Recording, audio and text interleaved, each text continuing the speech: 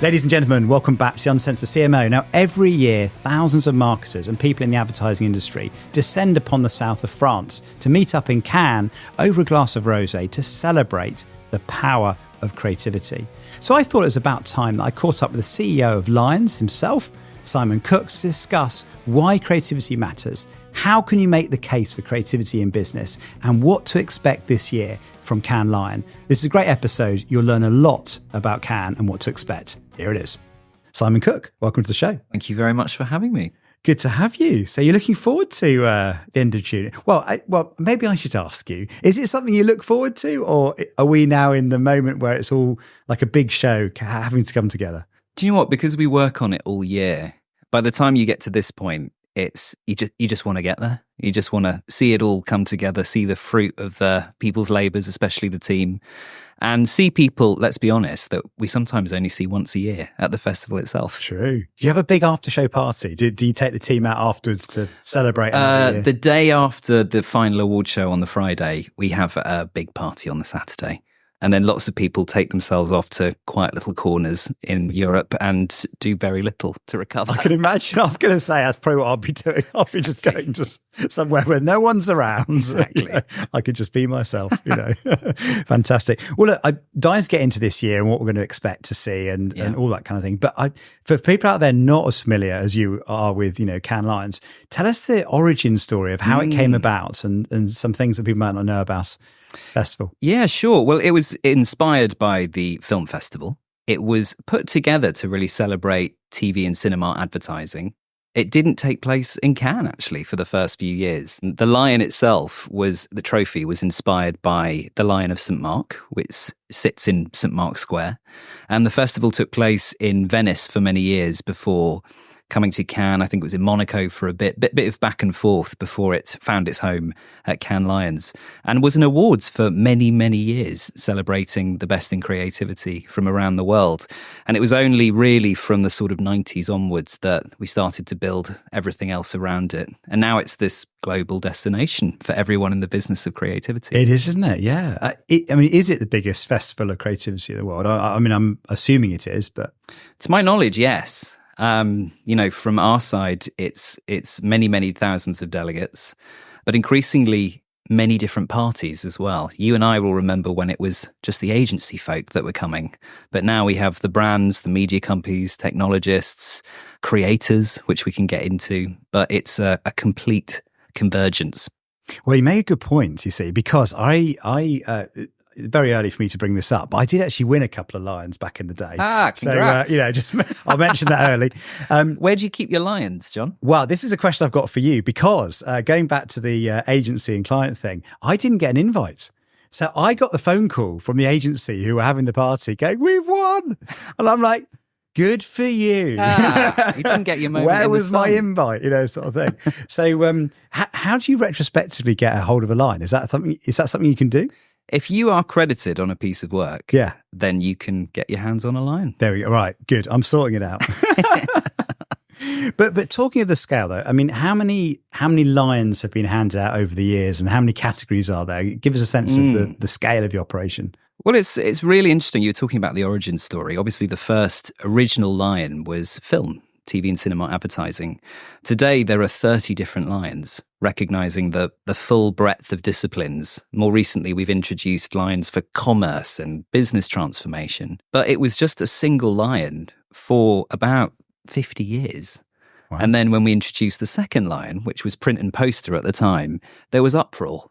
Really? Diluting the... Absolutely. Yeah. And then obviously we saw the proliferation of categories that mirrored the industry. And that's what we do really. We're just constantly talking to the industry about how we can reflect it in our awards program. Yeah, I can imagine. And how many entries do you get a year? Because I imagine there's quite an operation just managing the amount of entries you get. And what will be the kind of win ratio between number of people that enter and number of awards that get handed out?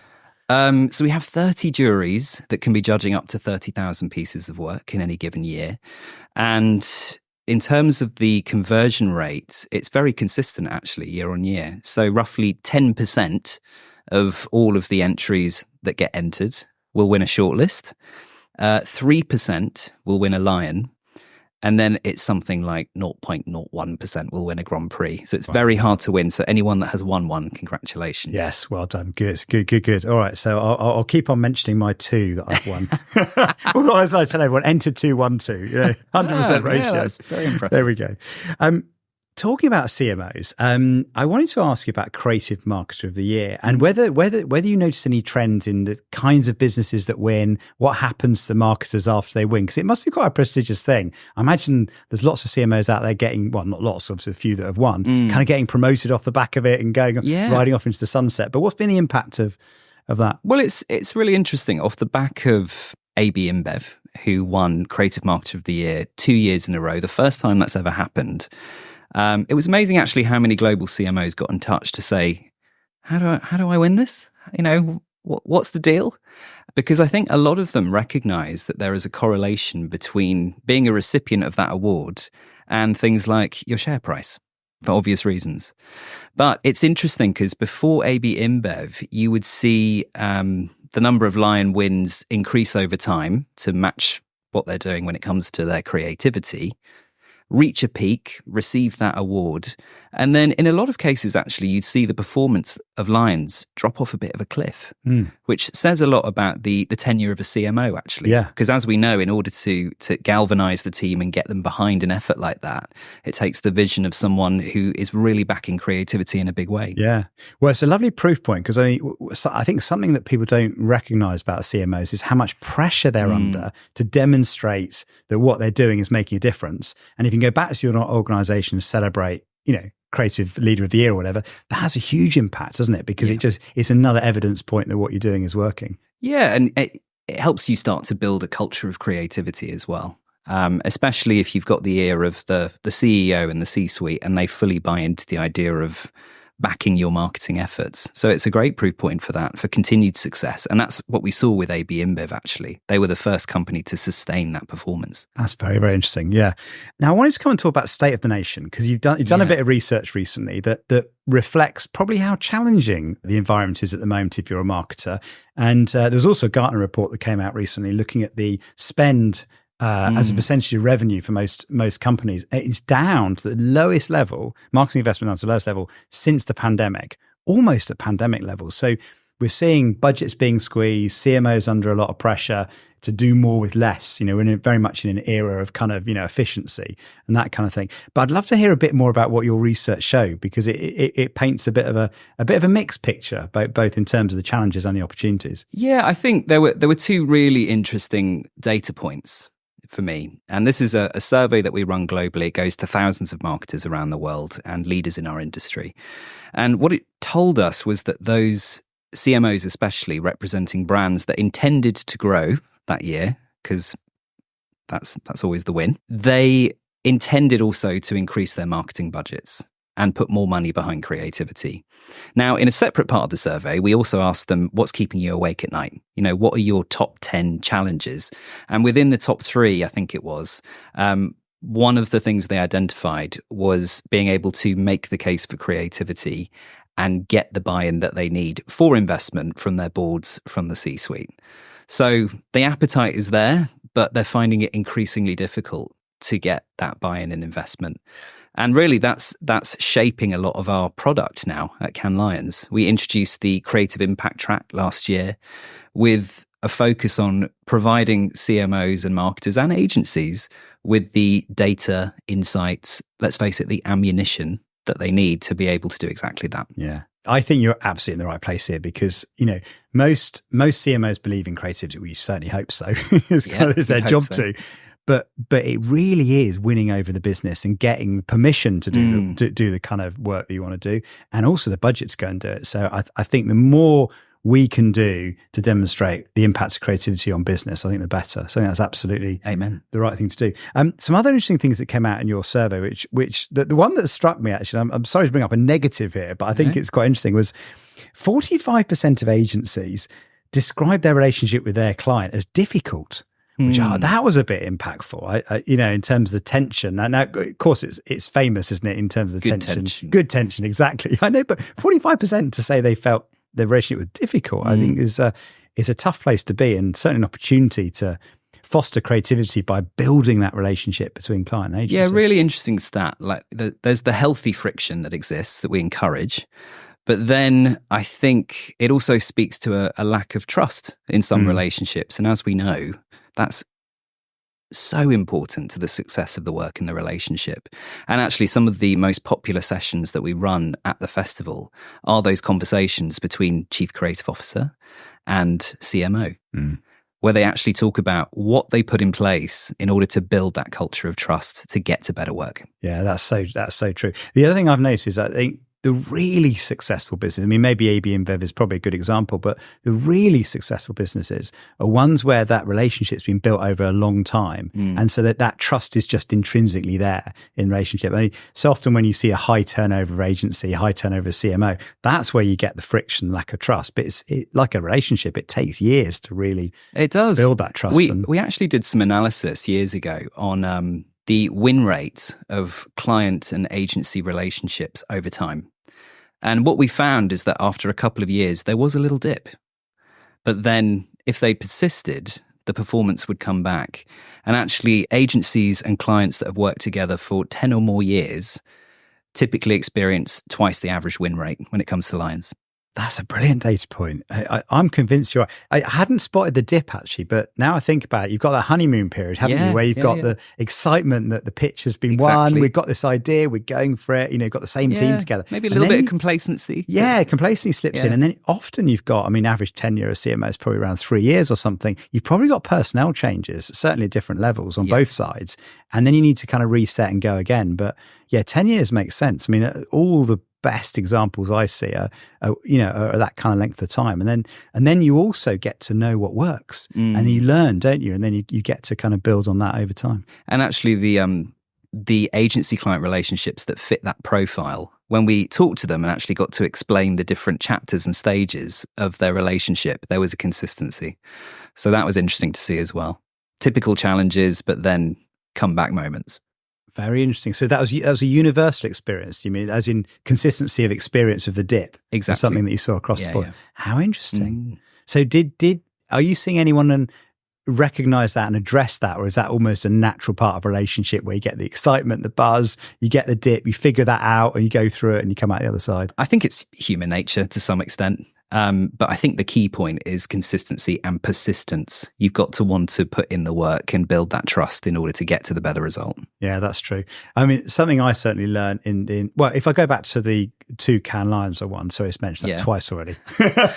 Which categories do you remember? It was soundtrack. Nice. And I think it was filmcraft, if that's right. So it was a Lucozade sport ad with Anthony Joshua. No one ever moved forward standing still was the ad. And actually the interesting thing I think about the relationship at the time, going back to the trust thing, I mean, we were in the year one of the, we hadn't got to the year 2 dip. This was very much year one. Hooray. Well, although actually, no, sorry, I say that. Year one with me, not with the business. So actually with the business, it probably went back 6 or 7 years, but certainly with me.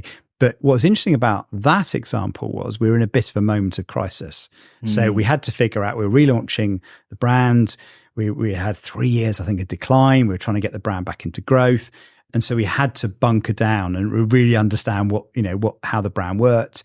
But we landed on really good positioning and we very quickly did some great work that then meant that we kind of built this trust. And actually what was interesting about this particular example was it was an idea that was pitched just before Christmas. Right. And I had a bit of spare budget and it was just one of those slightly serendipitous things where it's like, just go for it, right? I'm not going to interfere at all. Yeah. You have permission.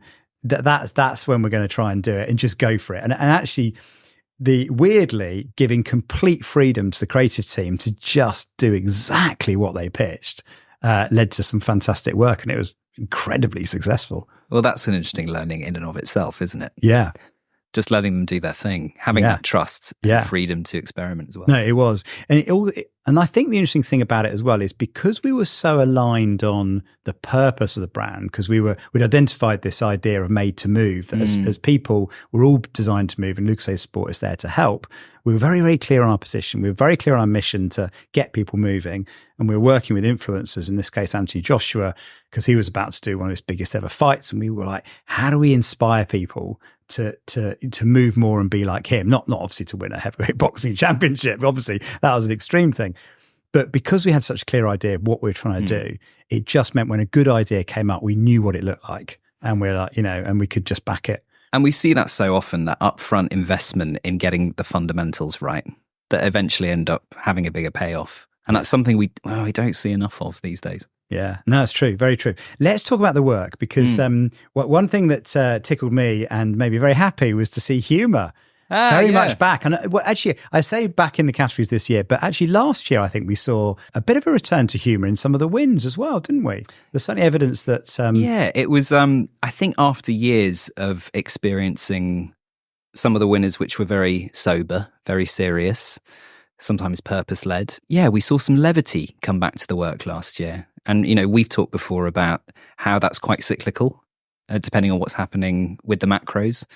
And so it's refreshing to see some of that work come back. And there was so much commentary at the festival across the stages as well about the qualities of funny and what it does for your selling of your products. It does. Yeah. Humour sells. Yeah. I mean, the evidence is overwhelming in terms of the, System 1, we measure happiness, but even types of happiness. And we can see, and we can break it even down into the fact that humour is more effective as a type of happiness than, say, pride, for example. So you can actually even see in the data we track how, a funny story will beat a purposeful story in terms of how people react and think. Not that you can't do purpose, but you can do purpose in funny ways as well. So you can sometimes do both, but it'll be interesting to see what comes through this year. Now we have some dedicated categories across many of the lions that we have. And obviously, juries who bring different international experience have a different idea of what funny means. So there'll be some interesting conversations. Well, this is what I'm curious about. How on earth do you judge what's funny? Because, what a German might think compared to a Nigerian, compared to a Singaporean, I don't know, just picking out three random, groups of people, like what we laugh about could be different, right? Yeah, it's very subjective. I think that's why it's so important to have that different representation in the room, number one. But also it's important we ask the question, which we have, why is this funny?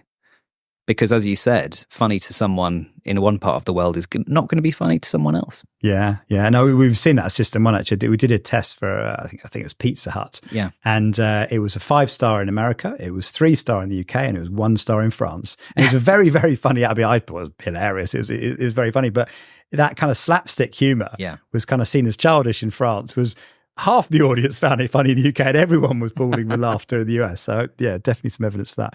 What do you, Cannes is a bit of a barometer for what we're talking about in the industry and what's happening. What do you think we're going to see this year? What are the kind of big trends, if I can call them that? And should we care? I mean, maybe we shouldn't care about the trends, but what do you think? Yeah, I think it's interesting that the categories where we've seen growth are not necessarily our traditional categories. So creative effectiveness has grown massively year on year, which is very encouraging, I think.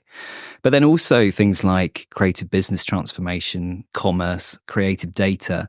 So there does seem to be a bit of a shift towards creative marketing rather than traditional craft-based categories, which are still popular, but that's something we're noticing. So I think it'll be really interesting to see some of the winners coming through within those categories especially.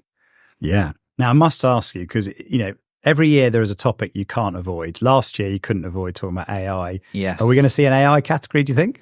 I think never say never, but not at the moment, no. Yeah. I think the interesting thing about it is that it's moving so quickly that it's become ubiquitous. It sits across absolutely everything. So it doesn't need its own spotlight or moment in the sun. Yeah. And when it comes to trends, there was a lot of talk about AI last year. I think this year there'll be a lot of applied AI across the stages. So seeing really how it's being used on a day-to-day basis and also where it's going. But it's the trends thing is interesting, isn't it? Because I think if we pay too much attention to it, like the metaverse of a few years ago, or big data, for those of you who can remember that on the stages at Cannes, too much focus on the trendy and the transient, and perhaps not enough on the fundamentals of our industry. I agree. I don't know if I'm attributing this correct. It might have been Bezos that said, tell me what won't change and I'll build my business on that. And that's so true, isn't it? Like we get distracted by the shiny and the new, but actually getting the fundamentals right. And creativity, is one of the biggest levers, probably the biggest lever at your disposal to make a difference to your business. And therefore, the better we can get at that, the more chance we have of success. Completely agree. So can you reveal anything about any big names going to be at Cannes this year? There's always a bit of a noise going on about, Michelle Obama's just arrived and this sort of thing. Any big names this year you can talk about? There's always a few surprises, and we deliberately hold back a few slots for that reason. We need things to fall into place. Unfortunately, I can't reveal them at this stage. But for the folks that are confirmed, it'll be the usual mix of industry players, but also a lot of people who are adjacent to our industry, talking about creativity in its broadest sense. And that is some of the content that goes down the best at the festival. The surprises, the things you weren't expecting. But then, as I said, the very practical stuff, the stuff that's going to help you in your day job and hopefully help you make the case for creativity. Yeah. Did Ryan Reynolds come to Cannes? He did a couple of years ago. Yeah, he did. I think that, if he's already done a turn, then it's because he's on my list of people to have on the show. Interesting. In terms of like someone you can learn a lot about marketing from, I think he's well up there, isn't he? He was great. He was good. Very relevant for our industry because he's in it now. Exactly, yeah. But obviously brings a little bit of star quality as well. Now, let's go back to effectiveness. So do you think Cannes will ever be a festival of creative effectiveness? Do you think it can be that, or is it more about celebrating the craft over necessarily proving what works? I think it can be both, because obviously craft plays its own role in effectiveness. Yes. But it is interesting, and the data points are interesting. As I mentioned, we have a record number of entries in the creative effectiveness lion. Very encouraging to see. We have more marketers and more CMOs coming to the festival than ever before. And what our audience are telling us is that some of the most valuable content at the festival is the content that we're surfacing to help CMOs make the case for creativity. So it does feel like there is an appetite to embrace effectiveness, but creative effectiveness. To answer your question, I think that's already happening. Yeah, that's good. I mean, I always had the dilemma of like, how do I justify going south of France for an entire week? So the more you can give the CMOs get reason to be there, sort of thing, I think the better. You need to badge it. The very serious festival discussing return on investment that your businesses can expect to see from creativity, is all going to help, isn't it? I think so. But I think a lot of people also come not just for the tools, but in order to get a sense of what's coming as well. For the longest time, used to think about the awards as a bit of a retrospective, because obviously it's been in the market, it's being awarded for how it performed in the market. But it's really the insights and the intelligence that you take away from it, I'm told by our customers, that propels you into the year ahead. Yeah. So that's an interesting way to look at it as well. I mean, the other value that I think is not always recognized is the incredible networking that you can do. I mean, I describe it like it's like LinkedIn in real life, because I kind of walk down the Croisette and like, oh, I know you, don't I, from LinkedIn? Oh, I saw you on the stage. Yeah. Very that sort of thing. It's just incredible. It's magical from that perspective. But I don't think there's anything like it in the world where you get so many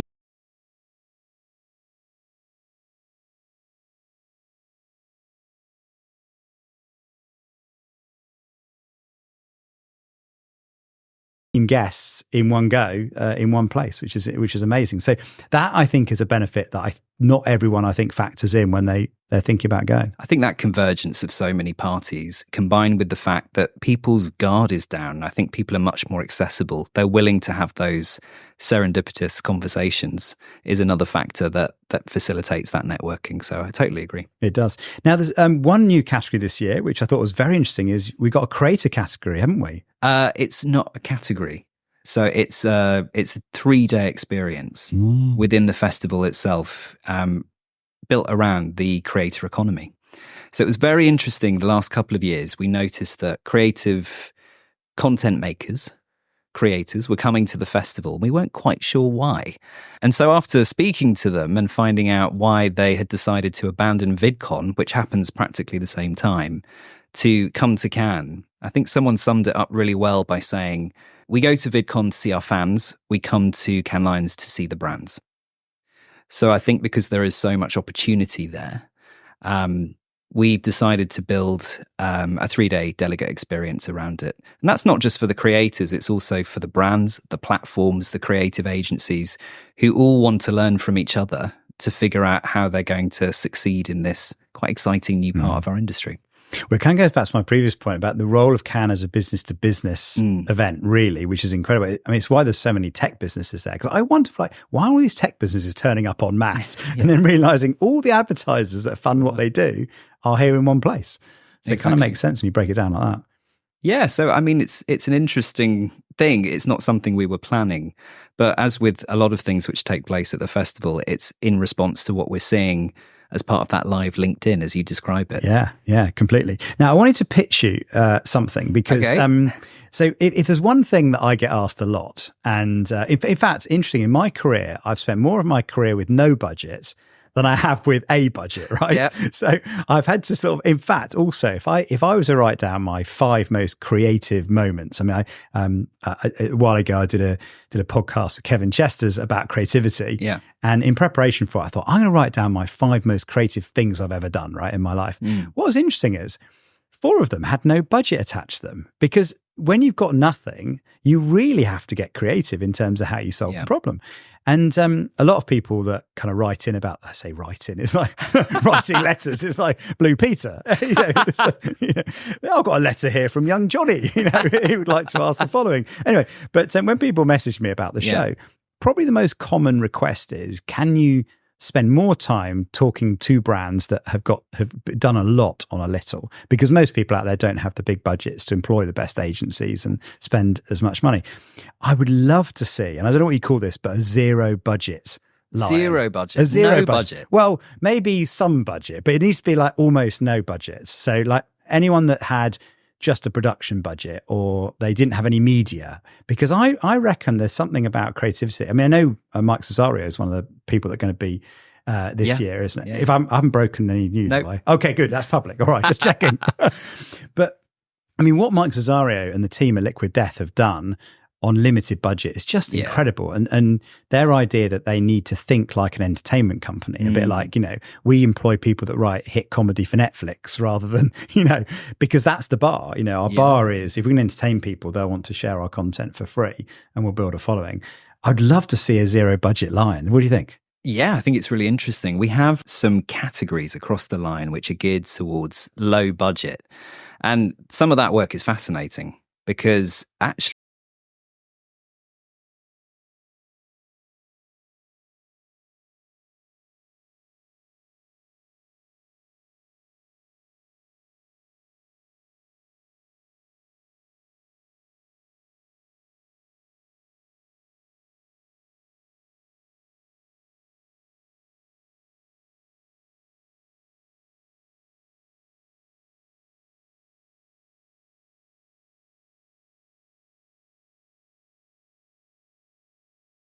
tips from someone who would know? I mean, obviously it's jury led, so obviously you can't influence a jury or that kind of thing. But any tips from all the work you've seen, the type of approach that will give you a good chance of success? What are you looking for? Yeah, I think for the jury, they have a 2-minute window. Typically, the film that you're watching, because it is a film, that's the most efficient way to do it, is telling a story about your work. And it's amazing how many people, first of all, believe they have to fill that time. If you can tell your story in under 2 minutes, why would you not? And really reimagine it for a new audience. Sometimes you're so close to the work because it's your baby that you want to stuff this film full of absolutely everything rather than just strip it back and distill it down to its essence, really. So sometimes the lack of signposting and having the audience in mind, in other words, the jury, is a massive distraction. So I would just rethink your piece of work and how best to present it to a jury who are looking at hundreds of these every day, back to back. And are they like all in one room looking at it together? Is that how it works, or are they somewhere spread out across? How does the process itself work? It's exactly that. So by the time they get to Cannes, they will gather in sometimes windowless rooms within the Palais. We don't want to show them the beach. And they will watch case film after case film. And then obviously they get to the exciting part, which is discussing the shortlist and deciding what's worthy of a line. Wow. So you need to you've got 2 minutes to stand out and be remembered. Absolutely. By the sounds of it, amongst hundreds. I mean, how many would the typical jury in a look through? day? They could look up to about 200 pieces sometimes. Wow. Yeah, that's intense, isn't it? It is a bit. Yeah, it's full on. And there's a lot of juries you need as well. A lot of people to hire onto the jury. Yeah, so it's 10 people per jury. We took Dan Wyden's model of having 10 people for titanium. That's the optimum number, really. It's small enough and intimate enough to have good discussions, but then it's enough people to have the right representation that you need for a global jury. But it seems to work pretty well. They tell us they enjoy it anyway. Excellent. I thought I'd move on to talk a little bit about you and your role as CEO, actually. Right. I thought it was fascinating. I know when we were chatting about this before, and I'll quote your own words here because I thought it was lovely how you put this. You said, why did Essential give the Lion CEO job to a kid who had never run a business before? Yeah. Which I thought was great. Why did they do that? Yeah, should ask them that, really. Yes. How did you get the job? Well, I've been with Lions for about 10 years. I come from an agency background, took an entry-level position at Lions back in 2008. It was meant to be a stopgap. I thought it would be an amazing way to see thousands of pieces of great work before going on to my next gig. And then the company grew and I put my hand up and tried on lots of different roles before an opportunity came to step up and actually lead the business. And I nearly talked myself out of it because, as I said to you, I'd never seen a P&L before. I'd never run a business. And I had quite limited experience because I'd only really worked for Cannes Lions in a grown-up job. And it was only after having a really very valuable conversation with a mentor of mine who just reframed the whole thing and said, yes, but obviously when you take on a job, there are parts that you learn and some things which are really difficult to establish over time. In other words, experience. You can learn how to run a P&L. What you have is 10 years worth of experience in our industry, being very close to our customers, and you know the business inside out. Why don't you lean on your competitive advantage rather than focusing on the things that are being whispered in your ear by the imposter syndrome thing that creeps up on all of us? That's very good advice. Now, I really resonate with that because I think so many times in my career, I've thought about the next thing and I focused on the thing I can't do.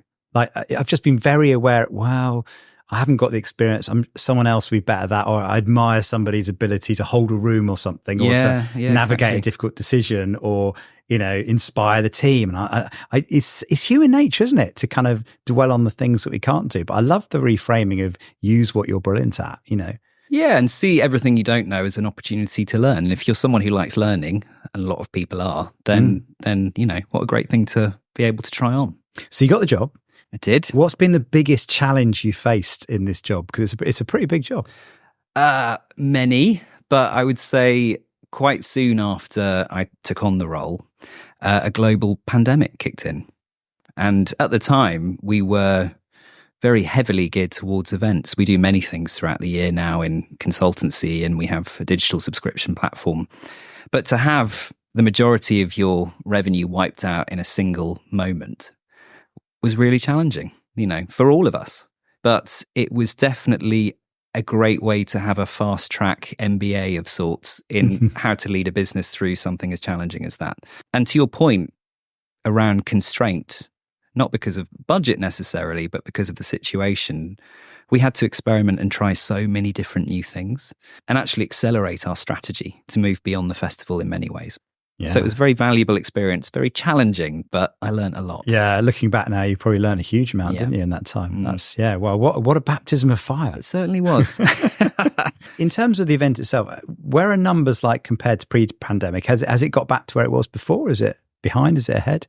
It's pretty much back to where it was, which I'll be honest, we thought would take a longer amount of time to happen. But as I said, because we have so many different parties coming now, and because we're seeing more and more of the brands coming than ever before for the reasons we've discussed, I think that's been part of the driving force, actually, to bring us back to where we were pre-pandemic. I've got a little hypothesis that I think in-person events are more precious now. Because we've been through a pandemic, we kind of felt the loss of that connection and meeting in person. The most businesses are hybrid now. Yeah. So you kind of like passing ships in the night and stuff.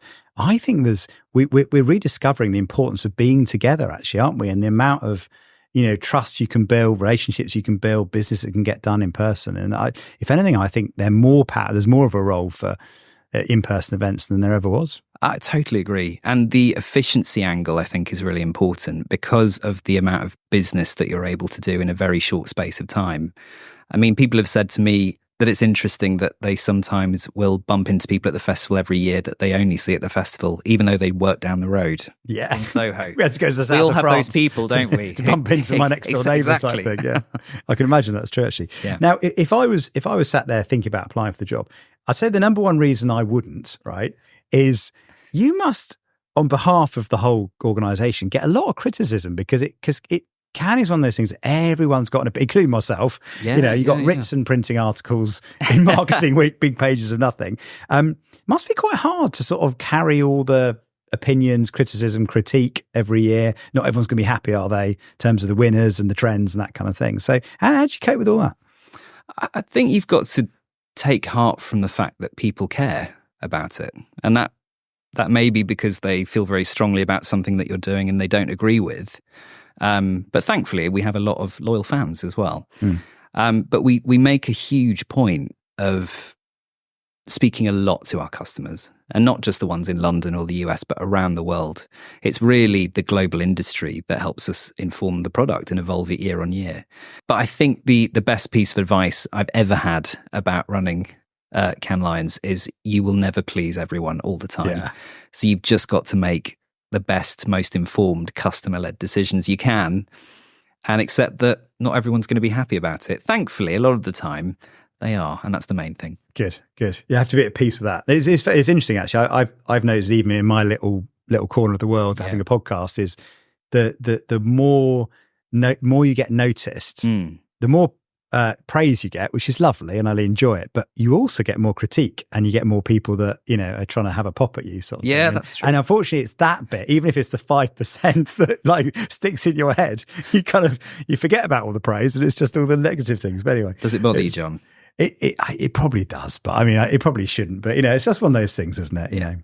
I wanted to ask you about what your vision is for Cannes Lions looking into the future. What kind of legacy do you want to leave? What difference do you want to make to the industry in the role that you've got?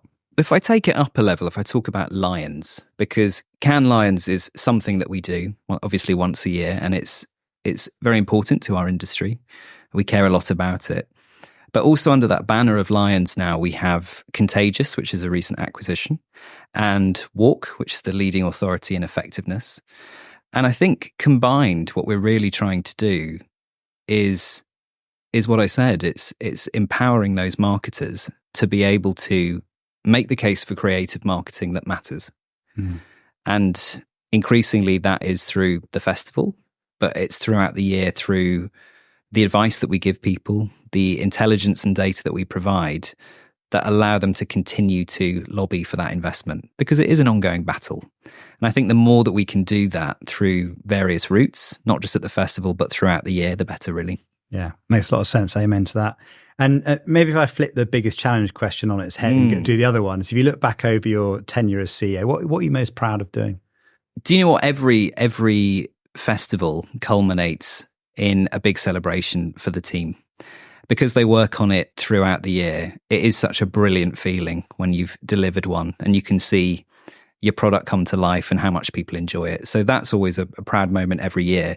I think other than that, it's a really recent one, but we've introduced a number of initiatives over the past couple of years which are geared towards giving people who'd never normally get the chance to come to the festival an opportunity to step into our world and into the advertising and marketing sector. So this year we introduced the ERA Pass, which stands for Equity, Representation and Access. And that's €1.5 million worth of passes that we're giving to people from underrepresented communities. So it's also a chance to really think about how we bring people into the talent pipe as well within our industry. So I'm really proud of the team and what they've done to make that happen. I love the ERA idea. I hadn't heard it described like that, but I think that's fantastic because it's incredible privilege, isn't it? I know that 3 or 4 times I've been, I sort of pinch myself in a way to look around and see where you are, who you're with, most people are there expense free because their companies are paying. Very true. It's an enormous privilege. It's also commitment in terms of time and travel and that kind of thing. So I love what you're doing there, because the more you can make it accessible to the widest number of people, the better, and the more impact, of course, you'll have on creativity. Totally agree. That's been brilliant. Thank you. Thank you, Simon. I've loved our chat, and it's very, very excited to, when this goes out, we'll be talking next week. We'll be in the south of France enjoying the festival. You'll be packing your bags. Indeed, I will be. So thanks for having me. Really enjoyed the chat. it. Thank you. Loved it. Thank you. Thank you very much for listening or watching Uncensored CMO. I hope you enjoyed that. If you did, please do hit the subscribe button wherever you get your podcast. If you're watching, hit subscribe there as well. I'd also love to get a review. Reviews make a big difference on other people discovering the show. So please do leave a review wherever you get your podcast. If you want to contact me, you can do. I'm over on X @UncensoredCMO, or on LinkedIn, where I'm under my own name, John Evans. Thanks for listening and watching. I'll see you next time.